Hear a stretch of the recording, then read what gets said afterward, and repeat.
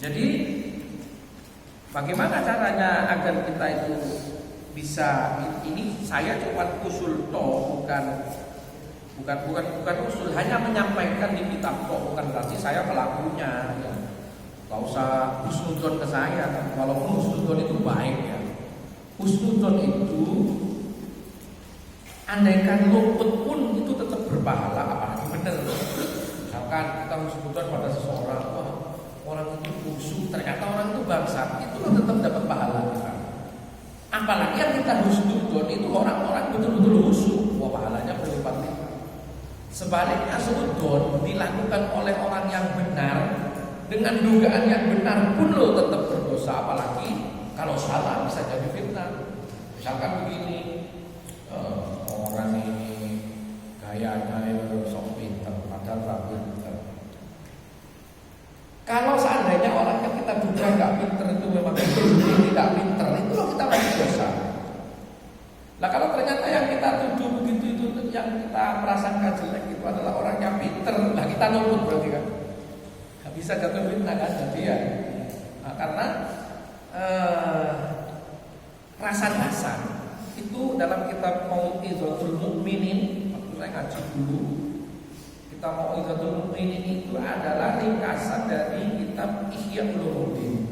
Jadi sebagian besar isinya itu adalah rangkuman dari kitab Ihya Ulumuddin yang 4 juz itu dirangkum jadi kecil satu jilid itu namanya Mau'izatul Mu'minin.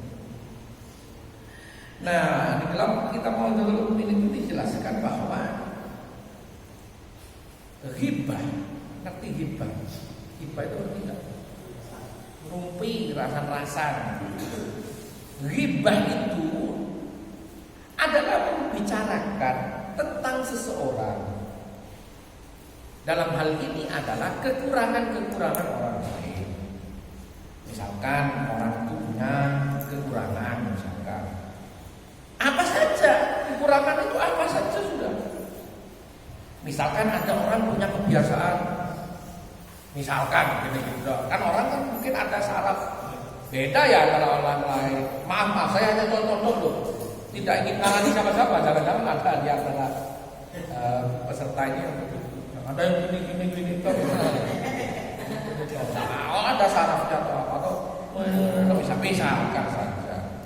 Kemudian itu kan sesuatu yang nggak normal kan, ya, nggak umum maksudnya. Nah itu kemudian kita bicarakan tidak di hadapan orang, itu namanya gitu kan. Padahal itu beneran adanya kan. Emang orangnya gini-gini, kita bicara. Ini orang ngomong itu alah paling tahu kecebloan itu paling kemintu ini nggak ini misalkan gitu. Nah seandainya yang dibicarakan itu salah, maka itu dosa besar. Karena itu fitnah. Bahaya sekali fitnah. Ya. Nah, kita harus hati-hati dalam hal ini. Terkadang kita itu tanpa terasa bahwa kita menganggap hal-hal semacam ini itu kita anggap biasa saja. Kita anggap itu sebagai sesuatu yang biasa saja. Padahal itu tadi. Kalau benar dosa kecil, kejelekan orang yang kita rasani tadi itu, kalau benar itu dosa kecil, mudah saja, bisa saja kita istighfar. Tapi jangan diulang-ulang. Kalau diulang-ulang ya jatuhnya jadi dosa besar. Lah kalau luput yang dibicarakan itu jatuhnya fitnah. Nah, ada cerita, ada cerita berharga tentang peristiwa fitnah ini. Jadi ceritanya itu sekitar daerah Yaman. Ada seorang habib terkenal, Wakilah. Itu adalah habib yang sangat terkenal, yang kalau berkunjung ke Indonesia itu begitu dimuliakan, begitu dihormati.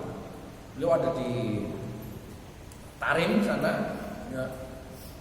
Jadi suatu saat beliau itu difitnah oleh seseorang. Mungkin karena fitnahnya itu kebangetan.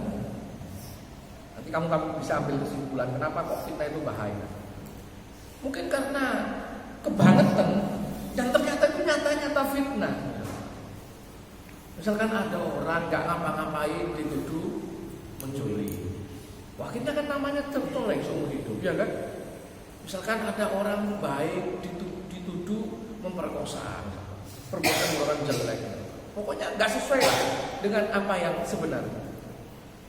Mungkin lama-lama orang ini merasa bahwa ya dia itu terlalu kebangetan memfitnah seorang habib besar tadi. Lama-lama si orang tadi datang, sowan ya Habib, saya bersilaturahmi, kedua saya mohon maaf, saya ingin bertobat. Loh, apa masalahmu? Saya telah membicarakan Anda gini. Padahal saya tahu bahwa Anda tidak seperti itu.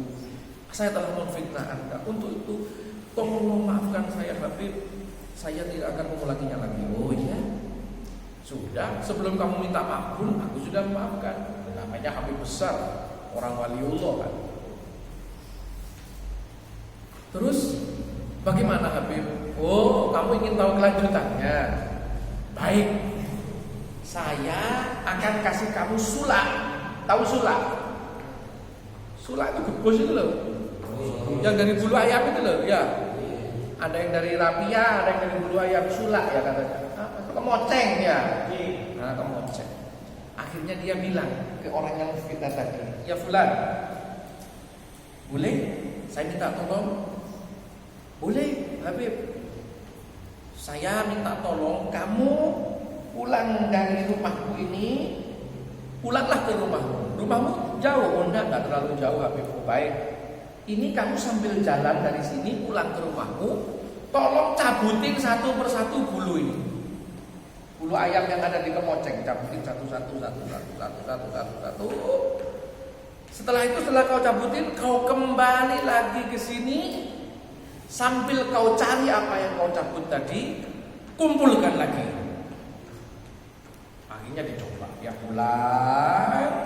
Setelah sampai di rumah sambil dicabutin, sudah brodol semua, dia balik sambil dicari satu persatu. Sampai di rumah Habib, ditanya, ya fulan, kamu sudah melakukan apa yang saya minta? Sudah Habib. Bagaimana? Saya bisa pulang, saya cabut semuanya bisa, tapi mohon maaf Habib, saya tidak bisa mengembalikan. Baik, kamu sudah ngerti maksudnya?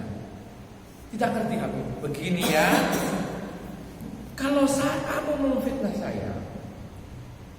memfitnah saya, kalau saya memaafkan itu perkara mudah bagi saya untuk memaafkan. Tapi bagaimana dengan efek dari fitnahmu ini? Apakah itu juga akan selesai? Itu ibaratnya seperti kemoceng yang kau pretelin satu persatu tadi.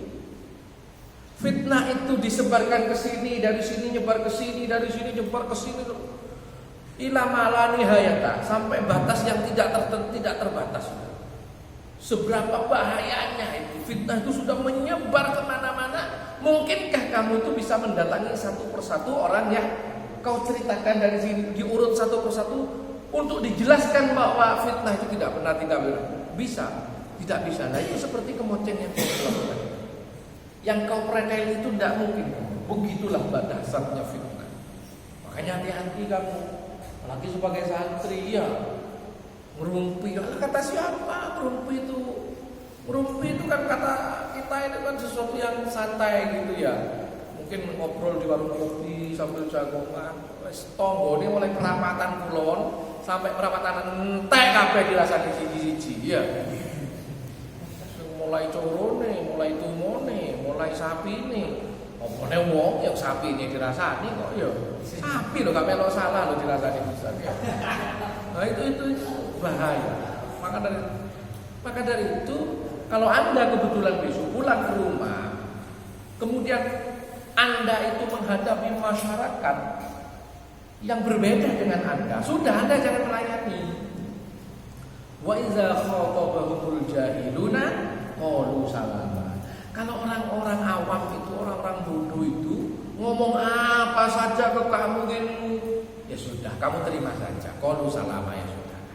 Sing penting hatimu lega. Toh kalau itu perbuatan jelek, kan kita dapat pahala gratis. Maka dari itu, di salah satu peristiwa di zaman tabi'in itu ada cerita. Jadi ada seseorang tokoh itu difitnah, dijelek-jelekkan. Setelah dia difitnah dan dijelek-jelekkan, apa yang dilakukan oleh tokoh tadi? Dia kasih uang dirham Terus saya ini uang ratusan juta rupiah. Tambah kaget loh, saya jahat kepada Anda. Kenapa Anda kasih uang? Terima kasih kamu telah memberikan pahala kepada aku. Enak toh, jadi uang sabar itu enak enggak? Lagi-lagi ini saya kasih bingkai. Saya cuma menukil. Saya bukan orang yang sudah di tingkat itu. Jangan husnuzon ke saya kamu ya. Saya masih kurang ajar. Saya masih nggak kenal. Jadi sampai segitunya loh. Makanya kalau kita lihat itu ya, para kiai, para gus semakin dimusuhi masyarakat, semakin berwibawa. Ya benar. Biasanya kalau kiai atau gus itu gak ada musuh, gak wibawa. Mesti tahu. Lah gus sing kiai ini mau musuh yang bukan dia yang mencari musuh, tapi dia yang dimusuhi. Dia yang difitnah, dia yang dijelek-jelekan di luar, gitu loh dok. Apalagi kalau kiai itu istrinya terlalu mewah, itu tambah wibawa. Kalau ada kiai wibawa sekali, coba sekali kalau kau lihat di rumahnya, ibunya ini cerewet, lalu lah cerewet, wah tepak ini wibawa biasanya begitu. Karena ada salah satu cerita dulu di daerah Yaman itu, ada Syekh Abdul Rahman Bajal Habban. Ada yang ngomong Bajal Hibban, ada yang ngomong Bajal Habban. Syekh Abdul Rahman itu adalah orang yang dia itu mendapatkan makom tapi dia enggak memauso. Apa amalannya? Tahu enggak?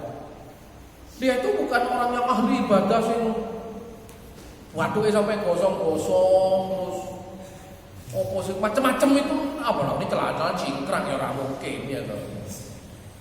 Pokoknya dia orang biasa saja. Cara saya ini kata orang Madura naik taneh gitu kata orang Madura. Itu biasa orang ibadah ya secukupnya. Cuma dia enggak berrasa-rasa. Ibadah secukupnya, penggawean ya seadanya lah seumumnya orang lah rakyat selatan. Tapi istrinya itu adalah wanita yang sangat sadis kejam. Jadi kalau KDRT biasanya kan yang suami yang kejam. Loh ini kualik, bojone sing kejam. Jadi pas kadung muring-muring, kadung marah ke suaminya, Syekh Abdul Rahman Bajal Habban itu sampai dipukul suaminya itu. Lu itu sabar setahun, 2 tahun, 3 tahun, beberapa tahun bersama. Lama-lama enggak kuat. Lama-lama enggak kuat lagi Syekh Abdul Rahman ini. Minggat saudara-saudara. Jadi hakim ya. Hakim itu orang yang keluar tanpa tujuan, minggat. Akhirnya dia sakit enggak kuatnya. Wong KDRT wale. Aneh ya. Jadi KDRT itu harus laki-laki atau umumnya. Nah, itu istrinya yang KDRT. Akhirnya dia keluar, yaitu minggat tadi, ketemulah dengan 2 orang pengembala, musafir juga. Hei, anak muda, nggak kenal ini. Syekh Abdul Rahman kepada 2 orang ini nggak kenal, 2 orang itu juga nggak kenal pula kepada Syekh Abdul Rahman. Hei, anak muda, ada apa di sana? Coba oleh ini film ya, ada apa di sana? Mau kemana kau anak muda? Saya mau pergi ke sana, ke arah sana. Jauh enggak? Jauh. Ikut.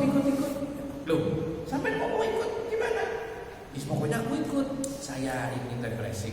Gitu kata Syekh Abdul Rahman. Tapi jangan di anu itu ono bahasa refreshing, di Yaman, ono ini bahasa Arab. Ya. Akhirnya jalan. Di tengah jalan, bentar Pak Tua, Pak Kisana. Kita ini sudah ada kesepakatan berdua ini.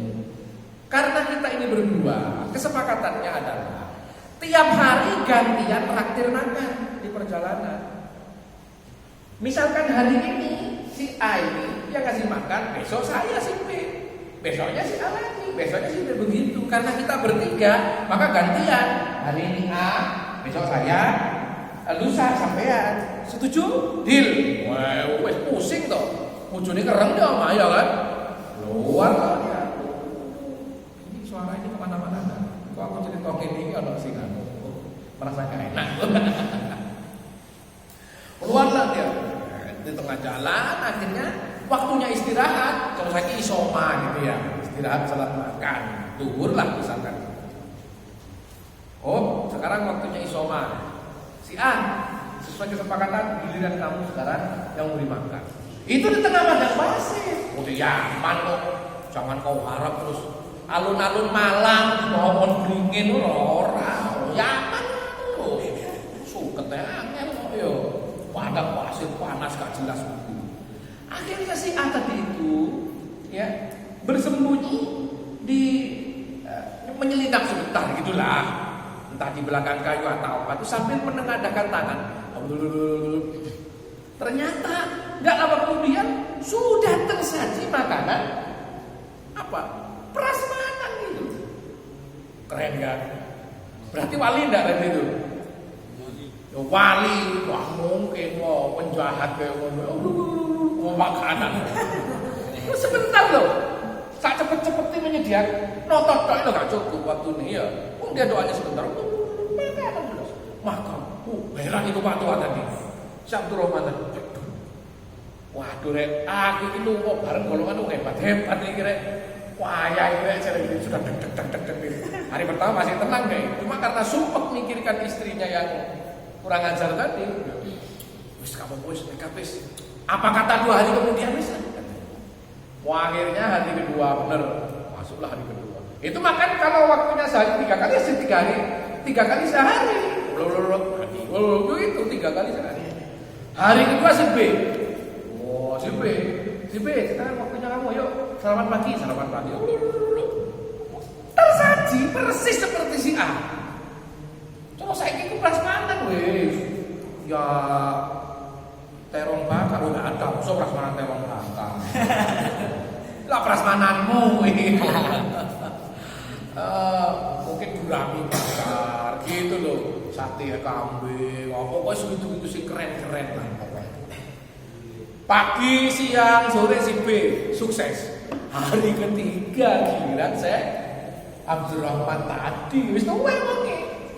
Akhirnya ya ki sana, sekarang giliran Anda karena ini hari ketiga kita kan sudah sepakat. Tambah wedi situ itu. Ah, kok cepet bentar telung dino katanya. Harusnya hari pertama, hari kedua. Hari pertama lagi, hari kedua. Hari pertama lagi, hari kedua. Jangan ada hari ketiga, karena itu waktunya saya kan gitu ya. Oh akhirnya aku itu gopo. Wong loro iki tak delok 3 kali 2, pagi siang sore. Ya berarti 6 kali itu cuma jadi. Itu tok lho. Cek enak. Ya wis gitu aja. Karena saya orang bodoh, saya nekat aja, saya tanya. Pemuda, si A, si B, saya mau tanya ke kamu. Kemarin itu saya terheran-heran, giliran kamu waktunya ngasih makan, kamu tuh menyelinap sebentar. Kamu itu berdoa itu kayak kamu serius dong kamu itu.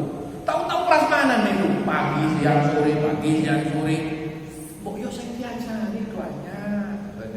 Oh begitu, baik, saya ajari.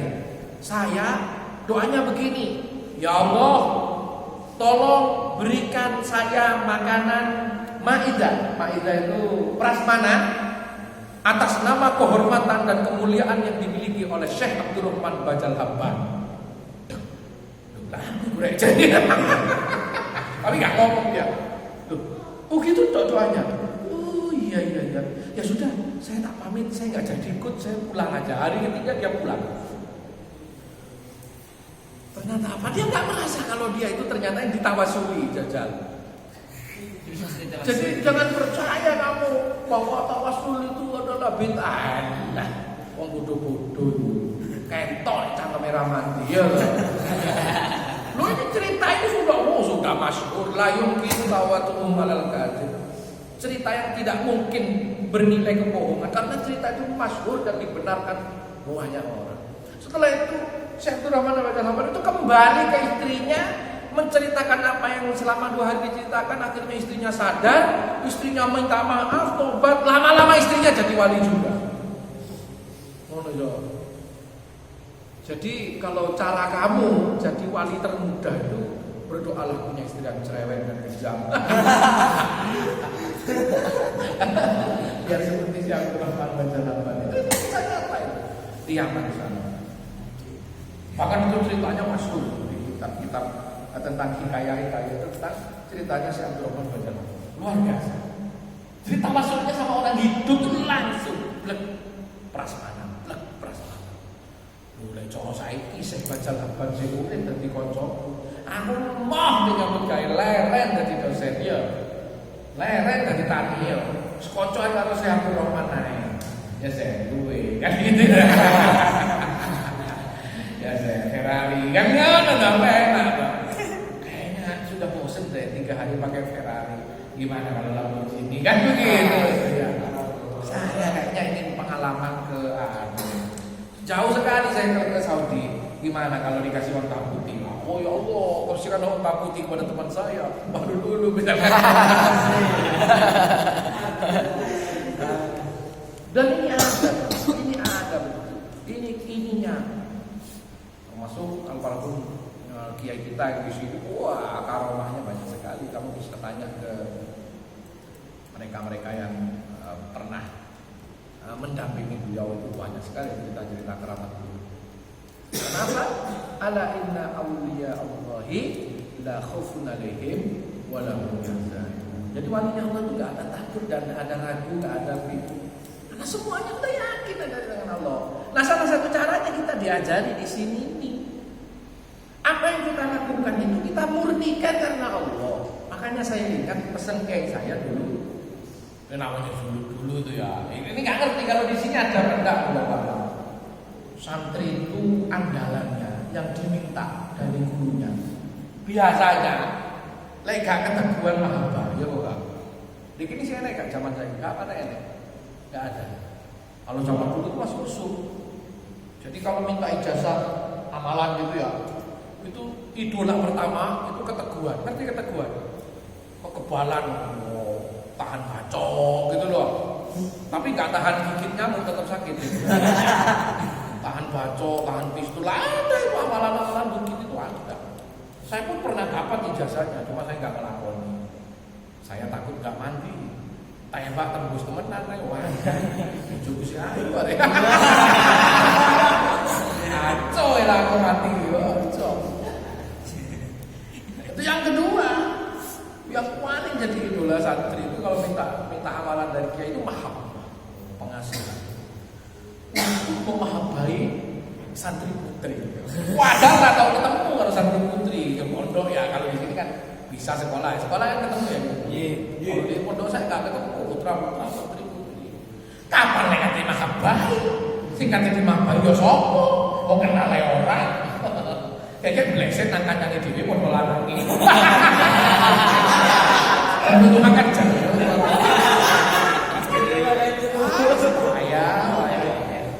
Anggar. Nah, jadi amal yang paling baik itu seperti apa? Termasuk wiritan tadi, disinggung juga masalah wiritan. Jadi niatnya itu bukan karena apa-apa kecuali taqarrub ila Allah, mendekat kepada Allah. Pesan kiai saya dulu, Kiai Anwar Mansur di Lirboyo sana, ketika saya dapat ijazah itu, kamu kalau membaca hizib ini, biasanya santri itu dikasih hizib nasor. Kamu sudah dikasih belum? Hizib nasor sudah. Ada yang pernah dikasih? Atau jangan-jangan baru pertama kali ini dengar kamu? Ada hizib nasor, hizib nawawi, hizib bahar. Ini yang paling populer 3 ini, yang paling sering diamalkan. Banyak hizib itu banyak. Ada hizib alam taro. Kalau keadaan genting itu juga cantik. Di sini diajarkan. Jadi alam taro kalau dibaca itu diarahkan ke lawan. Tapi bukan sama orang Islam. Tombone dewi alam taro. Ya dalam keadaan genting gitu loh, menghadapi masalah besar, menghadapi fitnah besar gitu. Jadi alam taro kaifa fa'ala fil alam ejal kaitum fitadlil wa arasala alim turun ababil. Tarwihim, tangannya sampai begini. Tarwihim, ping 11. Tarwihim. Berhijarat di situ. Wah, itu ada cerita. Kamu nggak seneng kalau cerita ini. Jadi di pondok dulu itu ketika tahun 98-99 itu keadaan Indonesia genting. Mirip seperti kemarin itu. Kekacauan itu, ada ulama dipukul, ada orang diculik gitu loh. Itu zaman ninja dulu. Saya masih kelas 2 aliyah. Kamu lahir belum? Belum, Pak. Pak Moe paling turun ketemu mbek paling. Si kodho-kodhoke paling. Jadi tahun 98 99 itu keadaan itu gampang. Jadi kita sering dapat ijazah. Alhamdulillah saya mengalami itu. Jadi ijazah itu banyak. Saking banyaknya alhamdulillah kan masih dilakoni. Banyak itu ijazah. Nah, waktu itu ada guru besar Pagar Nusa namanya Kiai Haji Maksum Jauhari atau Gus Maksum. Jadi rambutnya gondrong. Wah itu sudah nggak ada yang meragukan kesaktiannya. Beliau itu memberikan ijazah namanya Ibnu Alwan. Jadi Ibnu Alwan itu mirip-mirip dari kampung itu kayak amalan setruman gitu ya. Ya kamu tahu nggak? Begitu setruman itu kayak setrum. Jadi orang dari jauh mencelah gitu. Mencelah. Bukan eto-eto, memang betul ada setruman. Nah cuma ini yang versinya versi aliran putih, alirannya nggak pakai jin gitu loh. Ini khodamnya bukan jin. Jadi tawasulnya kepada yang tawasulnya itu kepada Syabdul Qadir Al-Jailani. Alwan itu berat sekali. Ada tingkat 1, tingkat 2, tingkat 3. Saya dikasih, cuma saya nggak ngamalkan. Saya kan bukan ahli tirakat kan. Tingkat 1 itu puasa moteh 3 hari. Bukan hanya moteh, tapi makannya itu 1 lepek, ngerti ya lepek ya? Makannya 1 lepek kopi, berarti paling berapa? 30-an paling ya. Minumnya adalah air putih 1 gelas, itu dicampurkan air harus diperas. Jadi ampasnya nasi itu nasinya, minumnya adalah air putih yang dicampur perasan nasi. 3 hari. Dimulai dari Selasa sampai Kamis. Malam Jumat mati geni, melean. Malam Jumat melean. Jadi lek turu, lek iso gak turu, lek nyender gak dadi. Yo berat namanya juga amalan.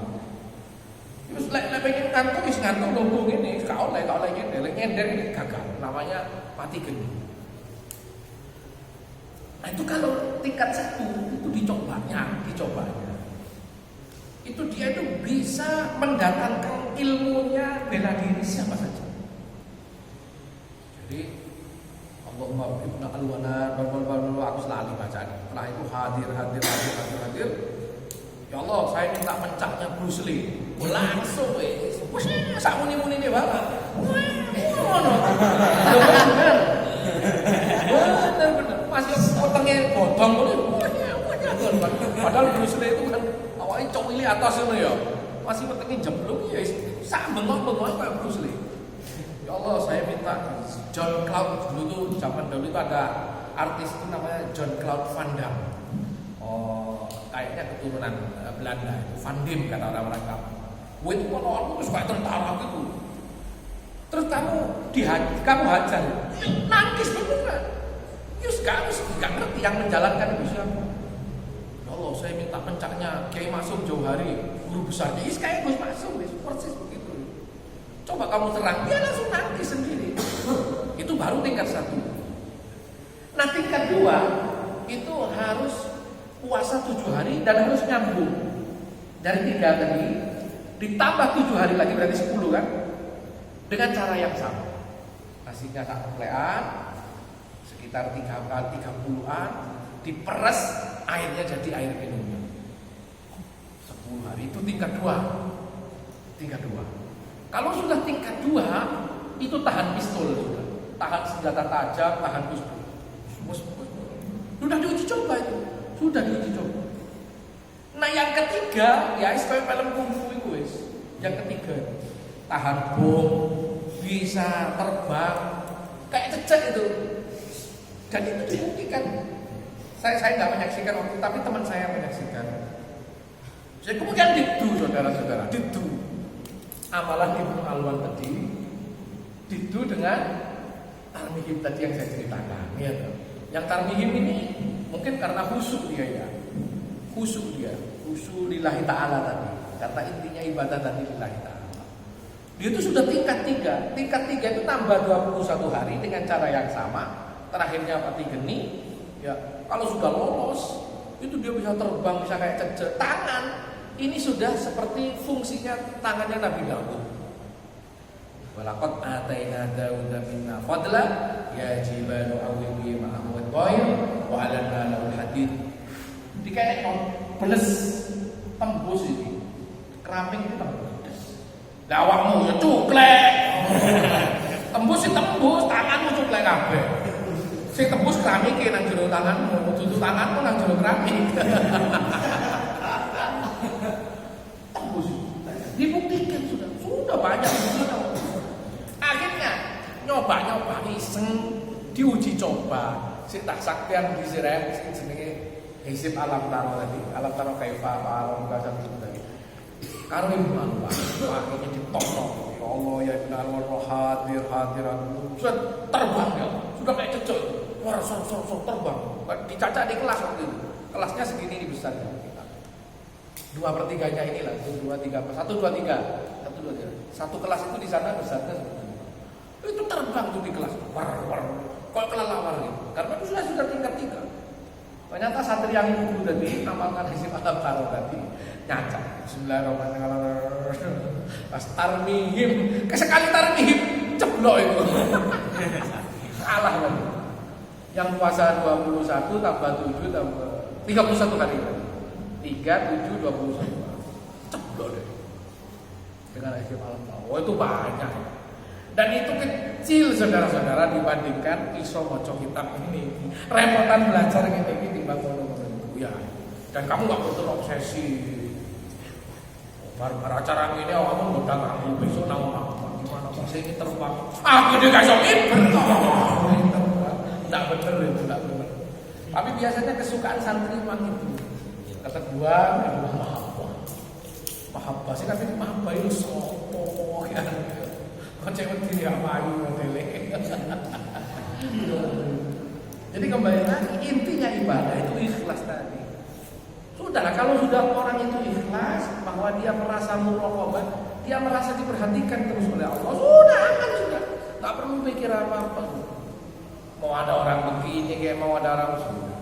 Nah, pesannya kiai saya, kalau kamu mengamalkan hizib-hizib ini, kamu jangan niati supaya kamu ingin sakti. Kamu niati saja supaya kamu ingin selamat mendekat kepada Allah. Kalau orang itu sakti belum tentu selamat, Tapi kalau orang itu selamat pasti sakti. Selamat kok. Ya pasti sakti. Selamat lebih saja. Selamat itu bisa kemana-mana. Kamu tahu Neil Armstrong? Neil Armstrong tahu? Orang yang pertama kali menginjakkan kakinya di bulan. Neil Armstrong ya pernah dengar dong? Aku nggak tahu aku nggak sekolah itu di pelajaran geografi itu ada itu Neil Armstrong orang yang pertama kali menjejakkan kaki di bulan. Ternyata setelah diteliti baru-baru ini ditemukan ternyata Neil Armstrong itu tidak sendirian. Ternyata dia bersamaan dengan satu temannya yaitu orang Indonesia. Siapa? Ya selamat